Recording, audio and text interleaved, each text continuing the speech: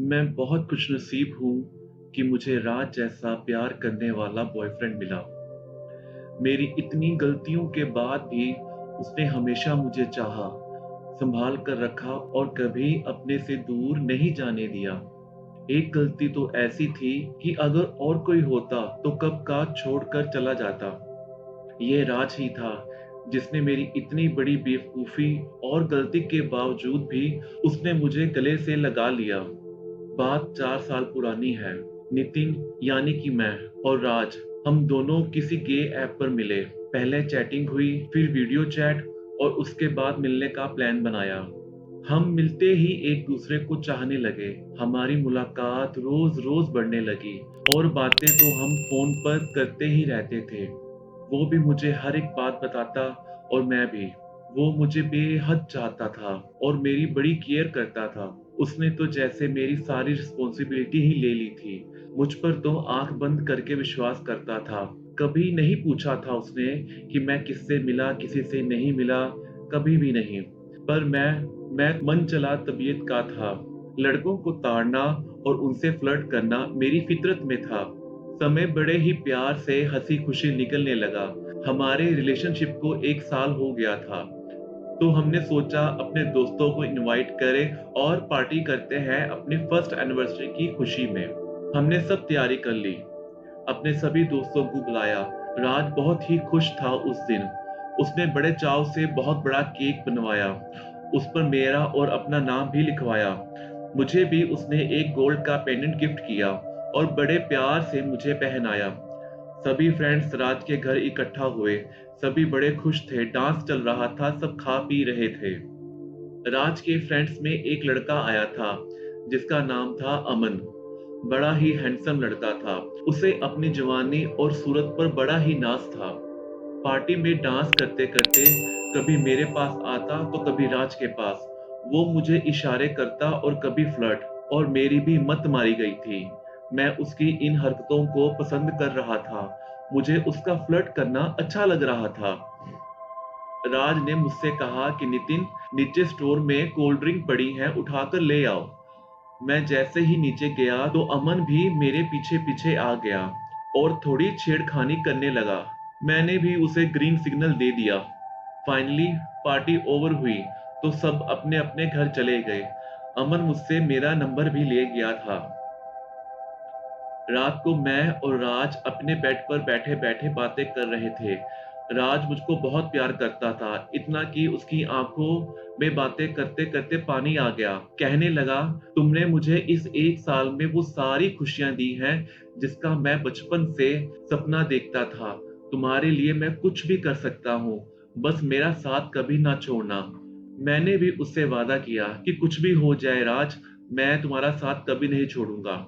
और तभी तभी मेरे फ़ोन पर अमन का मैसेज आया, जिसमें लिखा था, एन्जॉयिंग विद बॉयफ्रेंड। मैंने रिप्लाई किया यस, तो कहने लगा, हमें भी मौका दो सेवा का, फिर बताएंगे कि एन्जॉय कैसे होता है। उस टाइम तो मैंने रिप्लाई नहीं किया, राज जो साथ में था। अगले दिन ऑफिस में उसका फिर से मैसेज आया और चैट करने लगा। कहने लगा कि वो वापस पूना जा रहा है, फिर 3 महीने बाद आएगा। एक बार ही मिलना चाहता था, तो मैंने कहा तुम राज के घर आ जाओ, वहीं मिल लेते हैं। नहीं नहीं, राज के घर नहीं, अकेले में मिलना है मुझे तुमसे। तुम टेंशन ना लो, मैं राज को कुछ नहीं बताऊंगा। तुम आ जाओ एक बारी मेरे घर पर। मेरा दिमाग खराब हो गया था उस वक्त। मैं बिना सोचे समझे राज को बिना बताए उससे मिलने उसके घर चला गया और उसके घर जाकर वहां वो सब हो गया जो नहीं होना चाहिए था। सब कुछ हो जाने के बाद मुझे कुछ ठीक नहीं लगा। मुझे अपने किए पर पछतावा हो रहा था। मुझे शायद रात से धोखा नहीं करना चाहिए था, मगर फिर भी पता नहीं क्यों मैं अमन की तरफ देखता हूँ तो मुझे सब सही लगता है। सोचा कोई बात नहीं, इतना तो चलता है। 2 दिन बाद अमन पुणे वापस अपनी जॉब पर चला गया। वो मुझे अब दिन-रात मैसेज करता। मैं भी रात से छुप-छुप कर उससे बातें करता। राज को लेकर अब मेरी सोच और प्यार में बदलाव आने लगा। मैं अब ज़्यादा अमन के बारे में सोचता। अमन भी कोई कसर ना छोड़ता। अगर मैं उसे कोई भी बात राज के बारे में बताता, तो वो उसे ही कसूरवार ठहराता और मुझे बहलाने की कोशिश करता। मुझसे बोलता कि तुम पुणे आ जाओ, यहाँ एक साथ रहेंगे और ऐश करेंगे। मैं दिन ब दिन उसके जाल में फंसता जा रहा था और राज जिसने मुझे सब कुछ दिया, मेरा इतना ख्याल रखा, प्यार किया, चाहा, उसके साथ अब मेरी छोटी-छोटी बातों पर लड़ाई होने लगी। मैं बात-बात में उसे ताने देता, उसी को कसूरवार ठहराता, लेकिन फिर भी वो मुझसे माफ़ी माँगता और बात को ज़्यादा बढ़ने ना देता और बाद में प्यार से मुझे मनाने की कोशिश भी करता। एक बार मैं और राज मार्केट गए शॉपिंग करने के लिए, तो मुझे शर्ट ट्रायल के लिए जाना था, तो मैंने अपना सारा सामान राज को पकड़ा दिया। बस उसी समय मेरे फ़ोन पर अमन का मैसेज आया, जिसमें लिखा था कि जब ट्रायल के लिए जाओ तो मुझे अपनी न्यूड्स पिक भेजना। बड़े दिन हो गए देखा नहीं तुम्हें। ये मैसेज पढ़ते ही राज सब कुछ समझ गया, पर फिर भी उसने मुझसे कोई बात नहीं की। अगले दिन राज ने अमन को फोन किया और उससे बातें उगलवाने की कोशिश की, पर वो साफ ही मुकर गया कि वो मुझसे बात करता है। राज ने मुझसे भी बात करने की कोशिश की और मैंने भी मना कर दिया। कहा तुम्हारा दोस्त है, तुम ही करो, मैं क्यों करूंगा उसके साथ बात। तो राज ने कहा जो कल मैसेज आया था वो किसका था। मैं एकदम से घबरा गया और राज को ही उल्टा बोलना शुरू कर दिया कि तुम मेरे मैसेज पढ़ते हो, मेरे पर शक करते हो। राज समझ तो सब कुछ गया था, फिर भी उसने लड़ने की बजाय मुझे प्यार से समझाने की कोशिश की और कहा कि अमन तुमसे पहले मेरा दोस्त है, मैं उसके बारे में अच्छी तरह जानता हूँ। वो लड़का रिलेशनशिप निभाने वालों में नहीं है, उसे तो आदत है हर महीने नए नए रिलेशन बनाने की। तुम जो सोच रहे हो वो वैसा बिल्कुल भी नहीं है। पर मैंने राज की एक नहीं सुनी, उल्टा उससे लड़कर आ गया, उसे ही भला बुरा बोला और हमारी बात इतनी बढ़ गई कि हमने ब्रेकअप कर लिया। मैंने सारी बात अमन को बताई और कहा कि मेरा ब्रेकअप हो गया है। तो अमन कहने लगा मुझे भी फोन आया था राज का, वो तो मुझे ही गलत ठहरा रहा था। मैंने भी उसे खूब खरी खोटी सुनाई। अच्छा किया तुमने ब्रेकअप कर लिया। तुम एक काम करो, अब पूना शिफ्ट हो जाओ, मैं तुम्हारे लिए जॉब ढूंढता हूँ, फिर यहाँ एक साथ रहेंगे, खूब पार्टी करेंगे, ऐश करेंगे, लाइफ अच्छी गुजरेगी। मैंने भी पूना जाने का मन बना लिया। जैसे ही राज को पता चला तो वो मुझे मिलने के लिए आया। उसने मुझे बड़ा समझाया कि ये गलती ना करो, अमन सही लड़का नहीं है, पर मेरी अकल पर पर्दा पड़ गया था। मुझे उसकी कोई बात समझ नहीं आ रही थी और मैं अपने फैसले पर अटल था कि मुझे पुणे जाना ही है।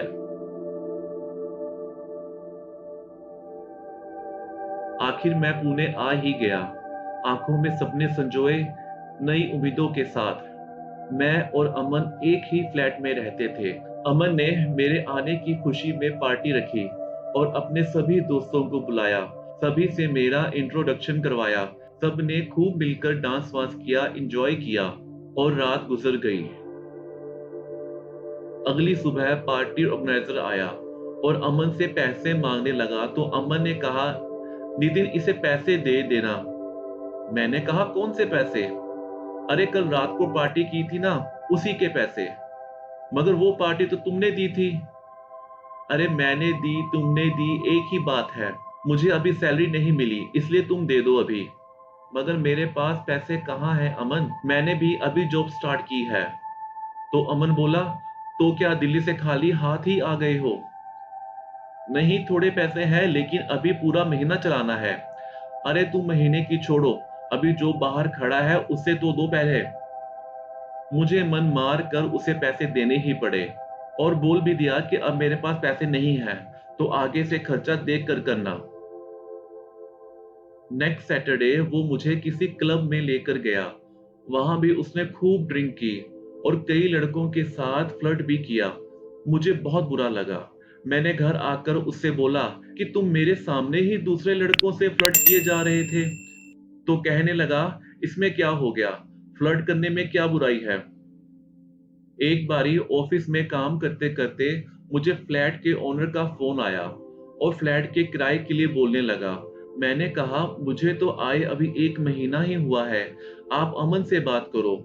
तो कहने लगा, मैंने अमन से बात की थी, पर वो आपसे बात करने के लिए कह रहा है। मेरे साथ? मेरे साथ क्यों? तो मकान मालिक कहने लगा, अब ये तो आप अमन से ही पूछो। मैं शाम को घर गया तो फ्लैट का ओनर और अमन दोनों ही एक साथ खड़े थे। अमन एकदम से बोल पड़ा, लो आ गया नितिन भाई। नितिन नितिन यार, मेरी सैलरी तो खत्म हो गई। तुम एक काम करो ना, इन्हें किराया दे दो, मैं अगले मंथ तुम्हें पैसे वापस कर दूंगा। मैंने उस टाइम तो चुपचाप मकान मालिक को किराया दे दिया और उसे चलता किया, लेकिन अब मैं समझ चुका था कि मैं फंस चुका हूं। कुछ दिनों बाद मैं अपने ऑफिस से घर आया तो 2-3 अनजाने से लड़के मेरे फ्लैट से निकले। मैंने देखा और पूछा कि आप लोग कौन हैं? तो कहने लगे, अमन ने हमें बुलाया था। जब मैं अंदर गया तो फ्लैट और बेडरूम की हालत देखकर मुझे अंदाजा हो गया था कि ये यहाँ क्या करने आए थे। मैंने अमन से पूछा, फ्लर्ट करते करते अब ये भी करने लगे? तो अमन उल्टा मुझ पर चिल्लाने लगा, तुम होते कौन मुझे बात बात पर टोकने वाले? मैंने कहा, अमन मैं तुम्हारे लिए यहाँ सब कुछ छोड़कर आया हूँ और तुम पूछ रहे हो कि मैं कौन होता हूँ? तो अमन बोला, हाँ तो क्या हो गया अगर सब कुछ छोड़कर आए हो? यहाँ तुम मेरे साथ रह भी तो रहे हो, जिसके पीछे पूरा शहर दीवाना है। मैंने कहा, ठीक कह रहे हो, शहर वालों को ये नहीं पता कि तुम अंदर से कितने गिरे हुए इंसान हो। और ये बात सुनते ही उसने मुझे मारना शुरू कर दिया और कहने लगा, यहाँ मेरे साथ रहना है तो जैसा मैं कह रहा हूँ वैसा ही करो बस। मैं कितनी देर अपने कमरे पे बैठा रोता रहा और अपने आप को कोसने लगा। मैं समझ गया था कि मुझसे बहुत बड़ी भूल हो गई है। मुझे राज की अब एक एक बात याद आ रही थी। अमन रोज ही किसी नए लड़के को साथ लाता और मुझे भी जबरन उनके साथ शामिल होने को कहता, थ्रीसम करने के लिए कहता। कई बार तो ऐसे ऐसे काम करने पड़ते थे जो मुझे पसंद ही नहीं थे। वो अपने क्लब पार्टी में बिजी रहता, मेरे ऊपर ही रेंट बिल सबका खर्चा डाल देता। यहाँ तक कि मुझे अपने घर से भी कई बार पैसे मंगवाने पड़ते थे। मैंने कई बार उससे प्यार करने की कोशिश की, उसे प्यार से समझाने की कोशिश की, लेकिन जिसकी नजर में सेक्स ही सब कुछ हो, उसे ये बातें कैसे समझ आ सकती थी? उसने तो मुझे नौकर बना कर रख दिया था। उसके सारे काम भी करूं और घर का खर्चा भी उठाऊं और वो अपनी ऐश करे। मेरे लिए अब वह हर एक दिन सजा बनकर गुजर रहा था। मुझे रह रह के राज याद आता, लेकिन मैं उससे भी बात करूं तो किस मुंह से? एक दिन हिम्मत जुटा के मैंने राज को फोन किया। उसने फोन उठाया और मैं जोर जोर से रोने लगा। मैंने उसे रोते रोते सारी बात बताई और वो इतना अच्छा था कि उसने मुझसे उस दिन भी लड़ने की जगह मुझे प्यार से समझाया और कहा, अब तुम वहां अकेले हो, थोड़ी हिम्मत से काम लो। तुम अकेले उसका सामना नहीं कर सकते। पानी में रहकर मगरमच्छ से बैर नहीं रखना चाहिए। अगर तुमने वहां से आने का मन बना ही लिया है और वहां नहीं रहना चाहते तो एक काम करो, नेक्स्ट डे अपने ऑफिस जाओ और रेजिग्नेशन लेटर डाल दो और किसी को इस बारे में ना बताना। उसके बाद जितने भी बिल पेंडिंग पड़े हो वो रहने देना। उल्टा हर चीज का ज्यादा इस्तेमाल करना ताकि उसे बाद में सब कुछ खुद ही भरना पड़े। ऐसी कई सारी बातें उसने मुझे समझाई। उसने जैसा जैसा कहा मैंने वैसे वैसे ही किया। मैंने कहा कि मुझे वापस दिल्ली आना है, लेकिन मेरे पास पैसे नहीं हैं। तो राज बोला, मैं तुम्हारी टिकट बुक करवा देता हूँ, तुम सामान पैक रखना, लेकिन किसी से कोई बात ना करना। राज ने एक हफ्ते बाद की मेरी टिकट करवा दी और कुछ पैसे भी मेरे अकाउंट में ट्रांसफर करवा दिए, जिससे मुझे कोई परेशानी नहीं हुई। मैं अमन को बिना कुछ बताए वापस दिल्ली आ गया। राज मुझे स्टेशन पर लेने के लिए आया। राज को देखते ही मैं उसके पांव पर गिर पड़ा। उससे रो रो कर मैंने माफी मांगी, मगर उसने कोई गिला शिकवा नहीं किया और मुझे गले से लगाया और फिर प्यार से समझाकर मुझे घर पर छोड़ दिया। अगले दिन मैं राज को मिलने गया तो राज ने ऐसे बात की जैसे 5 महीनों में कुछ नहीं हुआ था। मैंने राज को एक एक बात बताई तो राज ने भी कहा, मुझे तो उसी दिन शक हो गया था जब एनिवर्सरी वाली रात को वो तुम्हारे पीछे पीछे कोल्ड ड्रिंक देने गया था, लेकिन मुझे लगा था कि तुम बात को संभाल लोगे। पर अफसोस वैसा कुछ ना हो सका। खैर, इंसान गलती कर करके ही सीखता है, गलती करके ही उसे अच्छे बुरे की पहचान होती है, और मैं उम्मीद करता हूँ आगे से तुम ऐसा कुछ नहीं करोगे। मुझे भी लगा कि एक बारी सबक मिलना बहुत जरूरी है, इसलिए सब कुछ पता होते हुए भी कि तुम्हारे साथ वहाँ क्या होगा, मैंने तुम्हें जाने दिया, और अब उम्मीद करता हूँ कि ये सबक जो तुम्हें मिला है इसे हमेशा याद रखोगे। मैंने राज को कसकर गले लगा लिया और अपने किए पर शर्मिंदा हुआ। राज जैसा हमसफर किस्मत से ही मिलता है। मैंने एक बार तो गलती कर ली, लेकिन अब दोबारा कभी नहीं करूंगा और इस सबक को हमेशा याद रखूंगा।